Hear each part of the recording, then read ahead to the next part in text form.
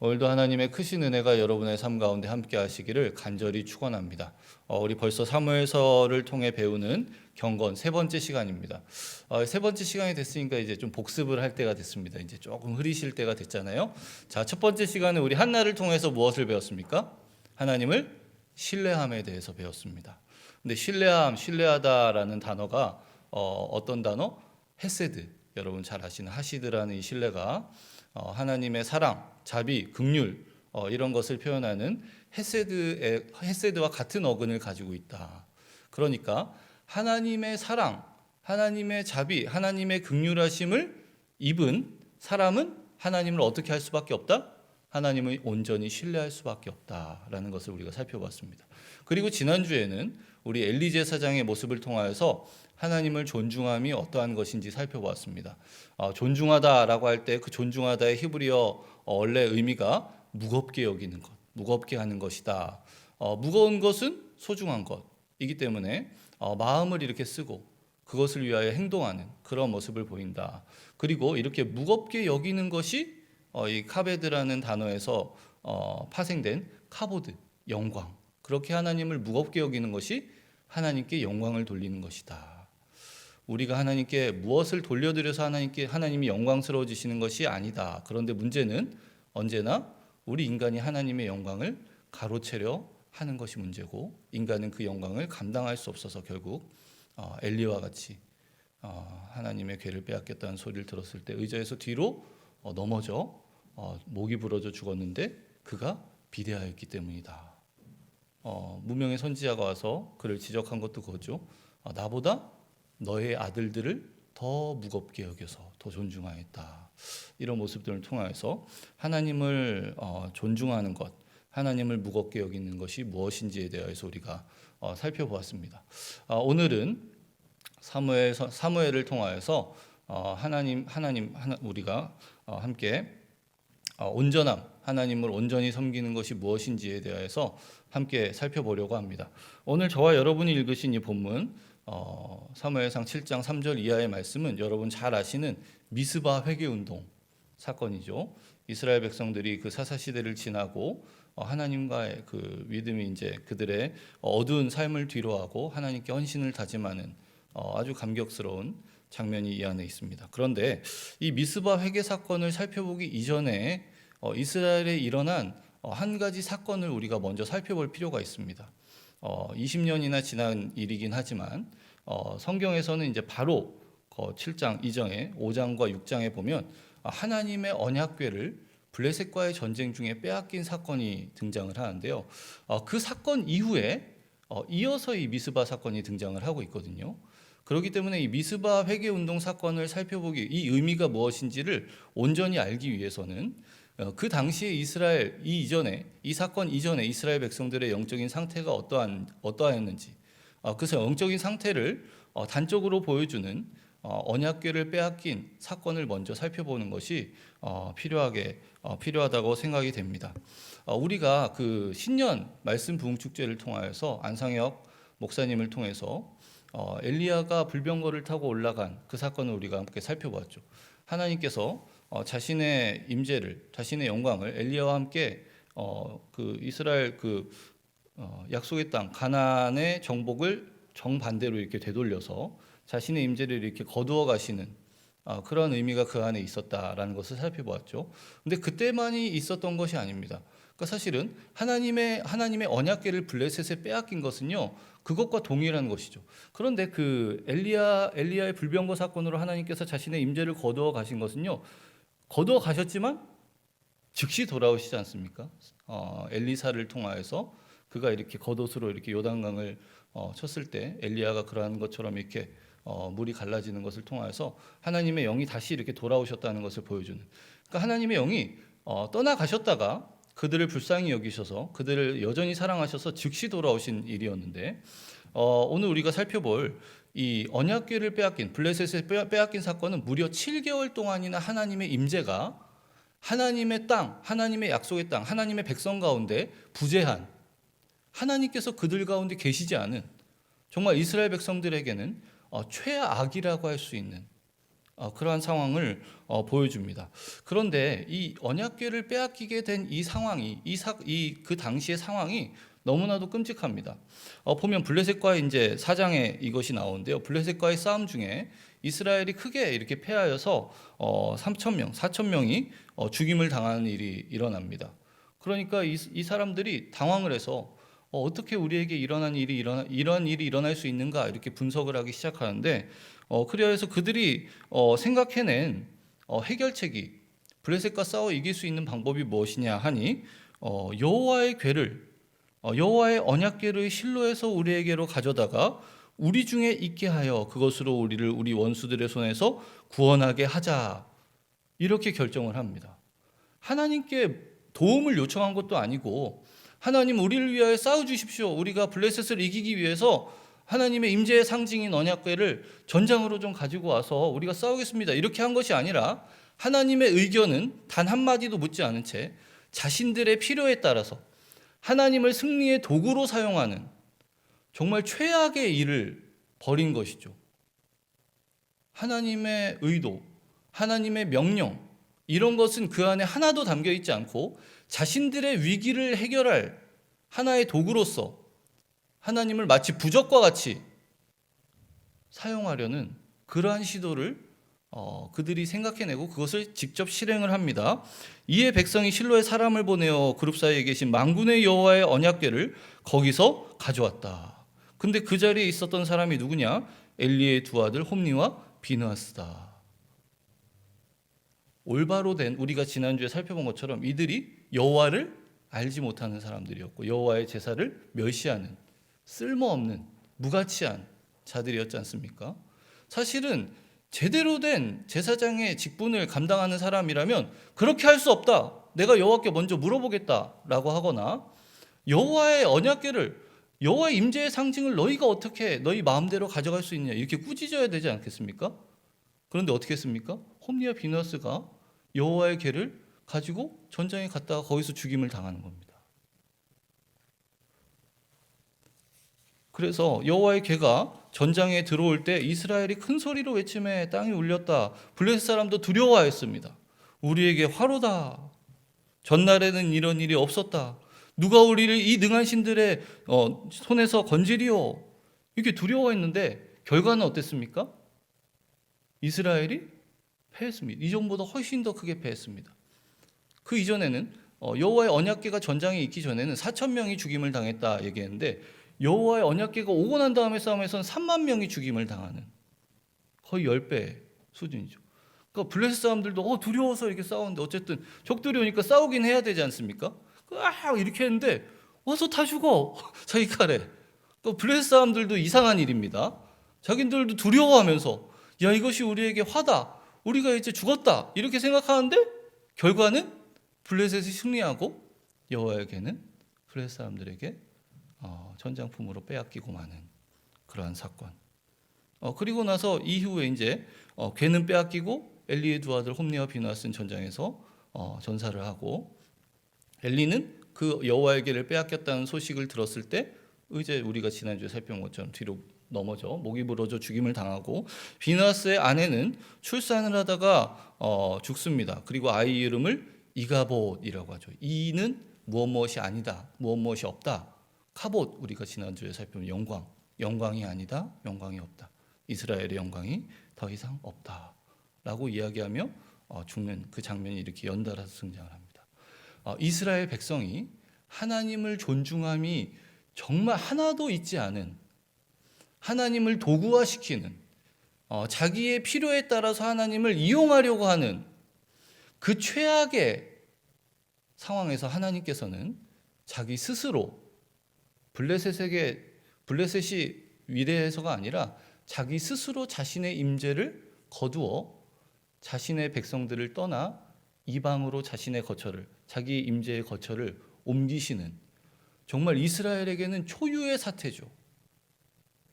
그러니까 이스라엘 안에 얼마나 악이 팽배하여 있었으면 하나님을 경외함이 하나도 발견되지 않았으면 하나님께서 끔찍한 그곳 자신들의 백성이 있는 약속의 땅을 떠나서 이방인들에게로 자신의 임재를 옮기시는 그야말로 최악의 상황인 것이죠. 그리고 블레셋 땅에 언약궤가 이르렀을 때 여러분 잘 아시다시피 하나님께서 그곳에서 종기의 재앙을, 독한 종기의 재앙을 일으키십니다. 아스돗과 가드와 에그론에서 동일하게 여호와의 손이 아스돗 사람에게 엄중히 더하사 가드에서는 심히 큰 환란을 더하셨다. 독한 종기의 재앙으로 그들을 치셨다. 에그론에서는 사망의 환란, 독한 종기의 재앙. 7개월 동안 그 언약궤가 가는 곳마다 하나님께서는 자신의 능하신 손길로 그들을 벌하시고 종기로 그들을 치시는 장면. 그래서 결국은 이것이 블레셋이 하나님의 언약궤를 빼앗아 갔다가 그냥 돌려준 것이 아니라 하나님께서 스스로 자신의 임재를 블레셋으로 옮기셨다가 자신의 능력으로 다시 이스라엘 백성들에게 돌아오시는 그 광경을 보여줍니다. 하나님께서 자신의 임재를 다시 이스라엘로 돌아오게 하실 때 이스라엘 백성들은 한 것이 아무것도 없습니다. 하나님께서 자신의 능력으로, 자신의 전능하신 능력으로 이스라엘 백성들을, 블레셋을 심판하시고 이스라엘 백성을 여전히 사랑하셔서 그들에게로 돌아오시는 그 장면을 우리가 보게 됩니다. 그리고 나서 이제 7장에 넘어오면 이제 미스바 회개 운동의 사건이 이제 나타나게 됩니다. 그런데 오늘 우리가 3절부터 읽었는데 1절과 2절에 보면요, 처음에 베세메스, 블레셋에서 베세메스로 와서 거기서 언약궤가 기럇 여야림으로 왔다가 거기서 20년 동안 머물렀다, 이런 표현이 등장을 합니다. 그러니까 여호와의 언약궤, 하나님의 언약궤가 이스라엘에 넘어온 직후에 이 미스바 회개 운동이 있었던 것이 아니라 돌아오고 나서도 20년 동안이나 아무 일 없다가 지금 미스바 회개 운동 사건이 일어난 겁니다. 근데 우리가 생각했을 때는 이스라엘의 팽배한 죄악 때문에 하나님께서 자신의 임재를 이방 땅으로 옮기셨다가 다시 돌아왔으면 베세메스 사람들도 즐거워했거든요. 그 마음이 여호와의 임재가 다시 우리에게로 돌아왔다, 이때가 나설 때 아닙니까? 사무엘이 쫙 등장해서 여호와께서 우리를 여전히 사랑하셔서 우리에게로 돌아오셨다. 우리가 마음을 다해 이제 이방 우상들을 버리고 여호와만 섬기자. 이렇게 하면 뭔가 이렇게 더 와 이렇게 할 것 같은데 20년 동안이나 하나님께서는 기다리십니다. 20년 동안이나. 그 20년 동안에는 여호와의 궤가 어떠한 상태에 있었는지, 사무엘은 무엇을 하고 있었는지, 이스라엘 백성들의 영적 상태는 어떠했는지 이런 방구도 있지 아니하였습니다. 그런데 우리가 이 본문에서 이렇게 발견할 수 있는 것을 보면요, 여호와의 궤가 베세메스로 돌아온 이후에 있었던 한 사건, 그리고 오늘 본문에서 사무엘이 이스라엘 백성들에게 돌아오는 조건에 대해서 이야기하는 그 내용을 보면 20년 동안은 하나님께서 왜 기다리셔야 했는지 조금 이렇게 힌트를 얻을 수 있습니다. 먼저는 베세메스 사람들이 언약궤를 들여다보다가 죽임을 당한 일이 있었죠. 6장 19절에 보면 베세메스 사람들이 여호와의 궤를 들여다본 까닭에 그들을 치사 5만 70명을 죽이신지라. 5만은 이렇게 괄호 안에 들어 있습니다. 언약궤를 어떻게 하다가 빼앗겼죠? 자기의 생각대로 그것을 사유화하여서 마치 부적과 같이 하나님을 이용하려 하다가 빼앗겼지 않습니까? 근데 돌아왔는데 이들이 자기들의 호기심을 채우기 위해서 언약궤를 들여다보았다. 그러다가 하나님의 심판을 받아서 70명, 아마도 70명이겠죠. 5만 70명, 70명이 죽임을 당하였다. 여전히 이들은 하나님의 임재에 대한 이해가 전혀 없습니다. 하나님을 경외함이, 하나님을 존중함이 이들에게서 전혀 발견되지 않는 것이죠. 그래서 결국은 이 사건 때문에 이 언약궤가 베세메스에서 기럇 여야림을 옮겨지는데, 그리고 나서도 사무엘이 이스라엘 백성들에게 너희가 돌아오라, 여호와께로 돌아오라 라고 이야기할 때 3절에 보면, 7장 3절에, 오늘 본문 7장 3절에 보면 이렇게 되어 있습니다. 사무엘이 이스라엘 온 족속에게 말하여 이르되 만일 너희가 전심으로 여호와께 돌아오려거든 이방신들과 아스다롯을 너희 중에서 제거하고 너희 마음을 여호와께로 향하여 그만을 섬기라. 이것이 무슨 말입니까? 이방신들을 이스라엘 백성들이 여전히 섬기고 있었다. 바알과 아스타롯을 섬기고 있었으니까 사무엘이 이런 얘기하는 것 아니겠습니까?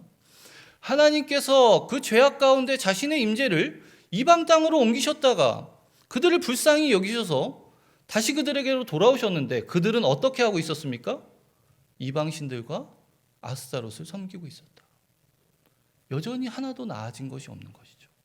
여전히 하나도 개선된 것이 없는 것이죠. 그렇기 때문에 하나님께서는 이스라엘 백성들이 자신을 향하여 마음을 돌릴 그 시간을 필요로 하신 거죠. 기다리신 것이죠. 그것이 무려 20년이나 지났습니다.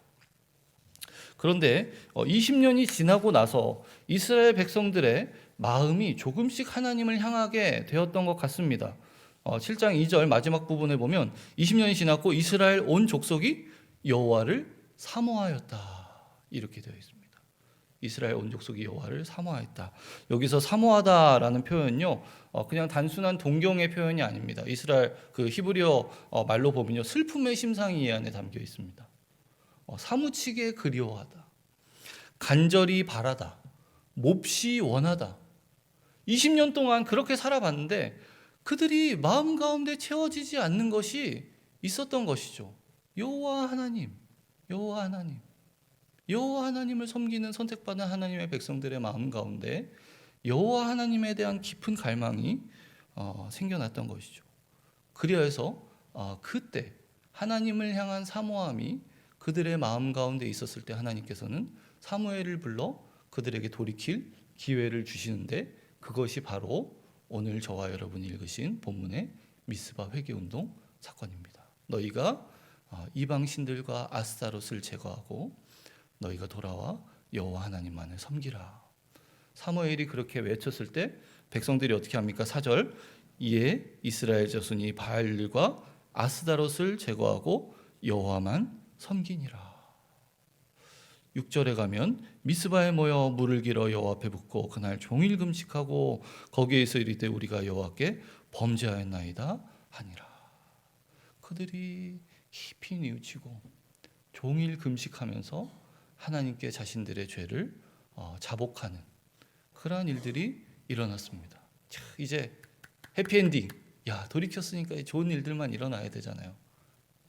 근데 그들이 미스바에 모여서 종일 금식하면서 하나님께 회개하고 기도할 때 어떤 일이 일어났습니까? 블레셋이 그들을 치러 올라오는 일이 발생을 하죠.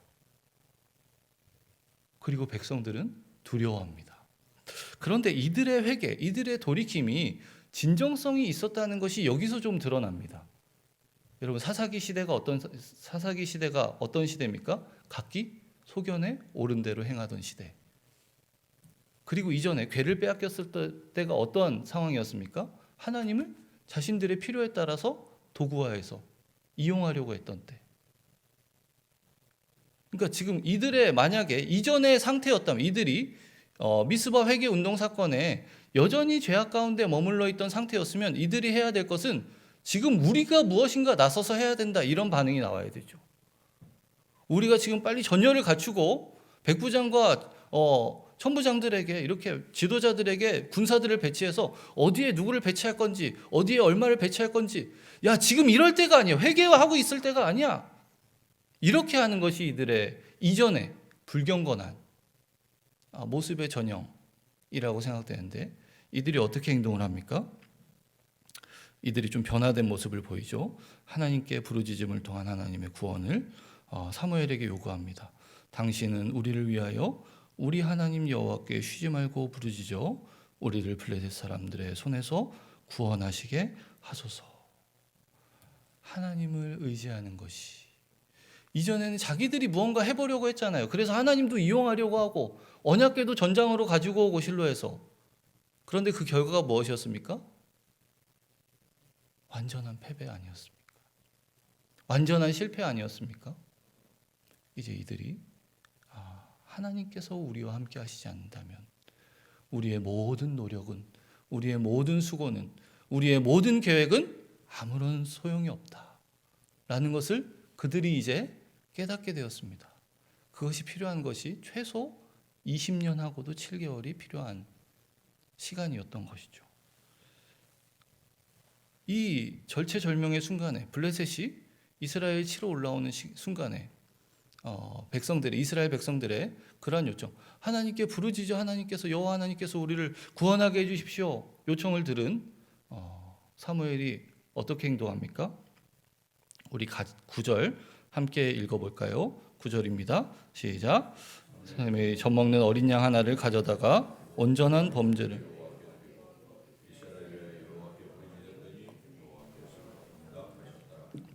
중요합니다. 하나님께 번제를 드렸는데요. 젖먹는 어린 양 하나를 가지고 하나님께 온전한 번제를 드렸습니다. 그리고 그것에 하나님께서 응답하셨다. 하나님께서 그 제사를 연락하셨다. 받으셨다. 이런 의미가 되는 것이죠.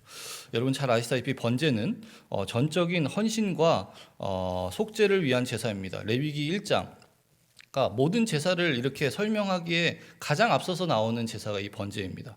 구약에서 가장 기본적이고도 가장 중요한 제사 중에 하나인데요. 이스라엘 백성이 전적인 헌신과 순종을 하나님께 표현하여 드리기 위하여서 드리는 제사입니다. 그래서 다른 제사들과 달리 번제는 모든 예물, 그 제사, 제물을요 다 불태워서 하나님께 드립니다.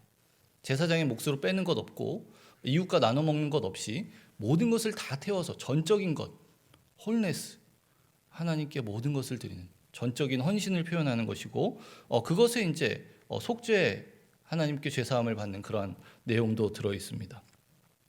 그런데 레위기에서 번제의 규례를 설명할 때 가장 번제의 절차 중에 가장 중요한 것, 가장 우선시 되는 것이 무엇이냐면요, 흠없는 동물을 선택하는 것. 그것이 소이든 염소이든 비둘기이든 흠 없는 것을 선택하는 것으로부터 온전한 제사의 요건이 충족이 됩니다. 아무리 절차를 잘 지켜도 그 제물에 흠이 있다면 그것은 온전한 제사가 되지 못합니다. 그런데 오늘 젖먹는 어린 양을 사무엘이 번제로 하나님께 드렸는데 하나님께서 어떻게 하셨습니까? 받으셨죠. 그렇다는 것은 이 젖먹는 어린 양이 흠없는 제물이었다라는 것을 알려줍니다. 레위기 1장 3절에서 4절에 보면 이렇게 되어 있습니다. 그 예물이 소의 번제이면 흠없는 컷으로 회막문에서 여호와 앞에 기쁘게 받으시도록 드려야 한다. 4절에 그를 위하여 기쁘게 받으심이 되어 그를 위하여 속죄가 될 것이다. 흠없는 제물을 선택하여 사는 것이 여호와께서 기쁘게 받으시는 것이고 여호와께서 기쁘게 받으심으로 말미암아 속죄가 될 것이다. 여러분 단순히 번제를 한 번 드린 것이 아니죠. 여러분 이전에 저희가 설명드렸던 여호와의 궤를 빼앗겼던 그 상황, 홈리와 비느하스가 제사장으로 있었던 그 상황을 생각해 보십시오. 하나님께 온전한 번제가 한 번이라도 드려졌겠습니까? 여호와를 알지 못하는, 여호와의 제사를 멸시하는 홈리와 비느하스라는 무가치한 자들이, 쓸모없는 자들이 제사장의 직분으로 있었는데 과연 하나님께 온전한 번제가 드려질 수 있었겠습니까? 언약궤를 블레셋에 빼앗겨 하나님의 임재가 약속의 땅에 더 이상 머무르지 않을 그때 온전한 번제가 하나님께 드려질 수 있었겠습니까? 여전히 이방신과 아스타롯을 섬기며 자신의 궁금증을 해결하기 위해서 언약궤를 들여다보았다가 죽임을 당하는 그러한 시대에 하나님께 온전한 번제가 드려질 수 있었겠습니까? 그러니까 이것은요, 단순한 한 번의 온전한 제사가 아니라 이스라엘의 역사 가운데 그야말로 끊어져서 그 명맥이 사라져버린 것 같은, 여호와를 경외함이 하나도 없어서 여호와께 온전한 헌신을 한 번도 바라지 못한 그 암흑의 시대를 끊고 하나님과 이스라엘 백성의 관계가 드디어 하나님께서 그토록 기다리시던 그 관계가 회복되는 그 순간을 이 번제를 통하여서 우리가 발견하게 되는 것입니다. 죄악과 상실의 시대를 깨고 드디어 사무엘을 통하여서 온전한 번제가 하나님께 드려지고 있었다. 사무엘은 단순히 블레셋의 공격을 막는 것, 이 전쟁에서 승리하는 것이 아니라 근본적인 문제의 해결이 무엇으로 말미암아 가능한지를 사무엘은 알고 있었던 것이죠. 깨어졌던 하나님과의 관계가 온전히 회복되는 것.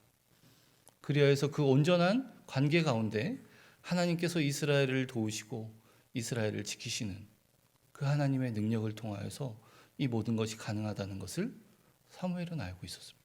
온전한 제물, 온전한 번제, 온전한 하나님과의 관계. 사무엘은 이 온전함의 경건의 비밀을 알고 있었던 것입니다. 사랑하는 여러분, 오늘 본문에서 온전함이라고 하는 히브리어 단어는 탐임이라고 합니다. 탐이라는 단어의 복수형인데요. 탐은 주로 순진함, 순전함, 순결함 이런 것을 나타내고 복수형인 탐임은 온전함, 완전함 이런 의미를 가지고 있습니다. 그래서 우리나라 성경에서도 완전한, 순전한, 깨끗한, 성실한, 순결한 이렇게 번역이 되는데요. 사실은 이 단어의 원래 의미는 근본적인 의미는 흠잡을 데가 없는, 비난할 데가 없는, 완전한, 온전한 이런 것입니다. 그러니까 절차상에 하자가 전혀 없는 이라는 의미입니다. 온전한 제물, 온전한 제사, 제물 자체가 어떠한 능력이 있어서가 아닙니다.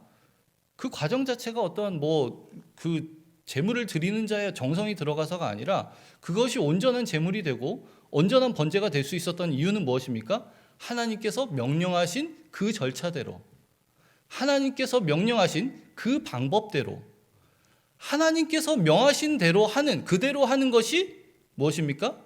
온전한 것이다. 그 이전까지는 온전하지 않았잖아요.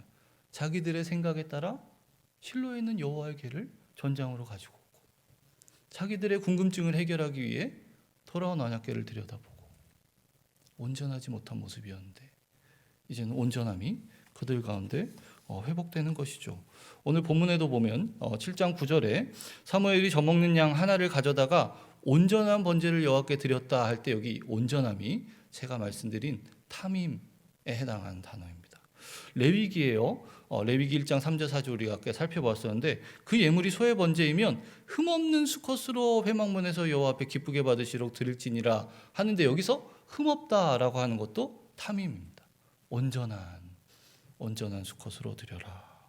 하나님께서 말씀드린 대로 하나님의 명령대로 절차대로 자신의 생각에 따라 판단하는 것이 아니라 상황의 형편에 따라서 이렇게 할지 저렇게 할지가 날마다 바뀌는 것이 아니라 하나님께서 명령하셨으면 내 상황이 어떻든 상관없이, 내 마음이 어떻든 상관없이, 내 처지가 어떻든 상관없이 하나님께서 명령하신 그대로 행하는 것, 그것이 하나님의 백성 가운데 하나님 앞에 온전히 살아가는 모습이다. 그리고 이렇게 온전한 제물로 온전한 제사를 드렸을 때 어떠한 일이 일어납니까? 하나님과의 온전한 관계가 회복되는 것이죠. 온전한 관계의 회복의 결과가 무엇입니까? 블레셋을 싸워 이기게 된 것이죠. 그런데 이 싸움에서 이스라엘 백성들이 한 것이 있습니까? 아무것도 없습니다. 하나님께서 갑자기 이스라엘을 치러 올라오는 블레셋 가운데 우레를 발하셔서 그들을 크게 패하게 하셨습니다. 온전한 제물, 온전한 제사, 온전한 관계의 회복. 그리고 이 승리 이후에 사무엘이 돌을 취하여 미스와 센 사이에 세워서 우리가 잘 아는 여호와께서 여기까지 우리를 도우셨다라는 의미를 넣어서 그 이름을 무엇이라고 했습니까? 에벤 에셀. 근데 이 에벤 에셀이라는 지명이요, 이스라엘에 하나만 있는 것이 아닙니다. 지금 여기서 이 에벤 에셀이라는 지명을 새로 삼았는데 그 이전에 에벤 에셀이 나온 곳이 있습니다. 그것이 어디냐면요, 이스라엘 백성들이 블레셋과의 전쟁 중에 하나님의 언약궤를 빼앗겼던 그 장소.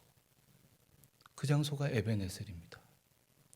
그러니까 이스라엘 백성들에게 에벤 에셀은 패배, 상실, 죽임, 살육 이런 것을 나타내는 대표적인 장소이죠. 그런데 하나님께서 그 블레셋, 그들이 이전에 크게 패하여서 34,000여 명이 죽임을 당하였던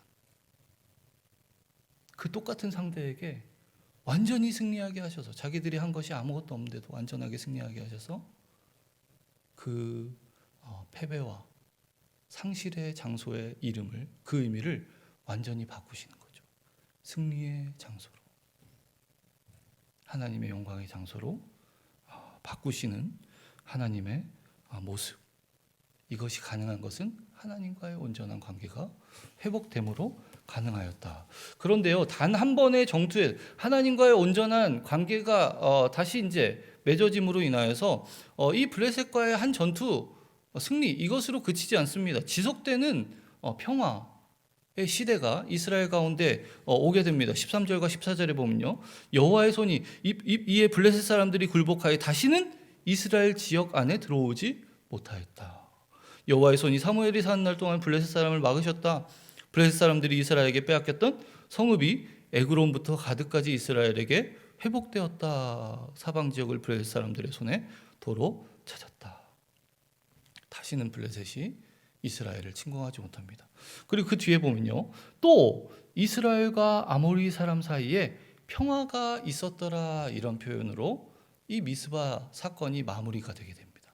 여러분, 저 평화가 여러분 잘 아시는 샬롬입니다. 샬롬. 근데 샬롬, 우리 뭐 평화, 평강, 화평, 우리 평안마을도 계시고 화평마을도 계신데 샬롬, 그 샬롬이 원래 의미가 온전함, 홀레스 이런 의미입니다. 이것은요, 깨어졌던 것이 다시 이렇게 붙는 것. 아까 이전에 탐임이 절차상의 하자가 전혀 없는 이런 의미였다면, 이것은 깨어졌던 것이 이제 다시 붙는 것, 와해됐던 것이 다시 모이는 것, 이런 온전함을 뜻합니다. 그래서 여러분, 화목제로 우리가 잘 알고 있는 화목제, 그렇죠? 하나님과의 깨어졌던 관계, 불화하는 관계가 다시 화목되는 것, 제바브 쉘라밈이라고 하는데, 사실 이거 평화를 위한 제사라기보다는 온전함의 제사죠. 온전함을 회복하는 제사입니다. 그래서 이 제사는요, 제물을 어떻게 하냐면요, 그 하나님께 일부를 드리고 나머지 일부는 이웃들과 나눠 먹습니다. 평화. 오늘 하나님과의 온전한 관계가 회복되었을 때 어떻게 됐습니까? 이스라엘과 아모리 사람 사이에 평화가 있었다.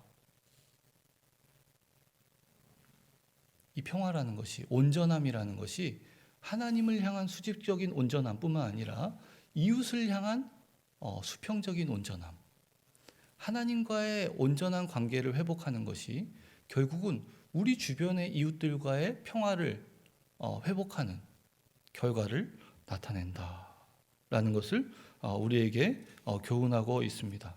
사랑하는 여러분, 오늘 본문은 두 가지의 온전함에 대하여서 우리에게 교훈하고 있습니다. 하나님의 백성이 하나님의 말씀과 하나님의 명령에 따라 하나님께서 말씀하신 그대로 행하며 살아가는 온전함, 탐임에 대해서 우리에게 알려주고 있습니다.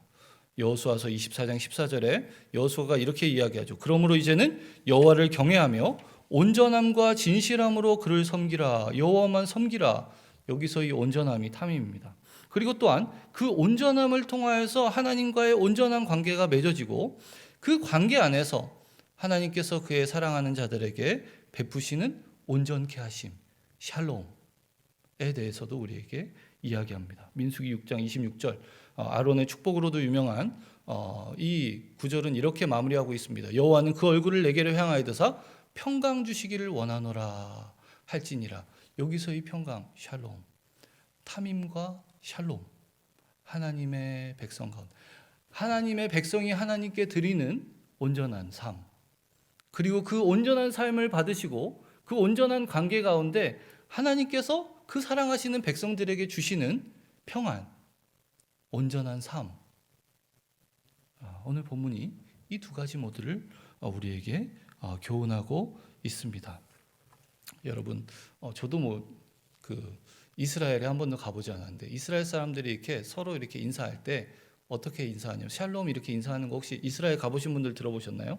샬롬 보켈 토브 이렇게 이야기하기도 해요. 아침 굿모닝 할 때 보켈가 아침이고 토브가 굿이거든요. 샬롬 보켈 토브, 안녕하세요, 아침에 이렇게 인사합니다. 그런데 그렇게 인사하는 것보다 이렇게 현대 현대 이스라엘에서 서로 이렇게 만나면 이렇게 인사한다고 합니다. 남자와 여자가 이렇게 뒤에 붙는 어미가 다르기 때문에 마 샬롬카, 마는 무엇, 샬롬이 샬롬, 카 이렇게 붙는 게 남성에게 마 샬롬카, 여성에게는 마 샬롬에크 이렇게 이야기합니다. 이것의 이 의미를 직역하면 무엇이냐면요, 당신의 온전함은 무엇입니까? 히브리 사람들은, 유대인들은 이렇게 인사를 한대요. 하나님 앞에 당신의 온전함은 무엇입니까? 하나님 앞에 당신은 얼마나 온전하게 살고 있습니까? 하나님과의 온전한 관계를 누리고 그래야 해서 하나님께서 당신에게 주신 온전함을 누리기 위하여서 얼마나 노력하고 계십니까? 여러분에게 묻고 싶습니다. 다 거의 여성분이시니까 마 쉘로메크. 여러분의 경건함은 무엇입니까? 여러분의 삶 가운데 하나님의 온전함을 위하여 여러분이 노력하고 있는 것은 무엇입니까? 여러분의 삶이 하나님과의 그 온전한 관계가 깨어져 버려서 하나님이 주시는 샬롬을 누리고 있지 못한 그런 상황에 있지는 않습니까? 그렇다면 여러분, 아무리 여러분이 애쓰고 노력해봤자 여러분 스스로 그 샬롬을, 그 온전함을 회복할 수 없습니다. 하나님께로 돌아가서 하나님과 깨어진 그 관계를 회복해야 하는데 그것은 하나님께서 우리에게 명하신 그대로 내 상황과 처지, 나의 생각, 나의 판단 그것이 아니라 하나님께서 하나님의 백성들에게 요구하시는 그대로 그것이 어리석어 보이고 손해보는 것 같고 미련해 보일지라도 그대로 살아가는 것. 그리야 해서 하나님과의 온전한 관계가 회복될 때 하나님께서 그의 백성들에게 주시는 샬롬을 여러분 누리실 수 있을 것입니다. 하나님과의 이런 온전한 삶을 회복하고 또 하나님께서 주시는 온전함을 날마다 누리는 저와 여러분이 되시길 주님의 이름으로 간절히 부탁드립니다.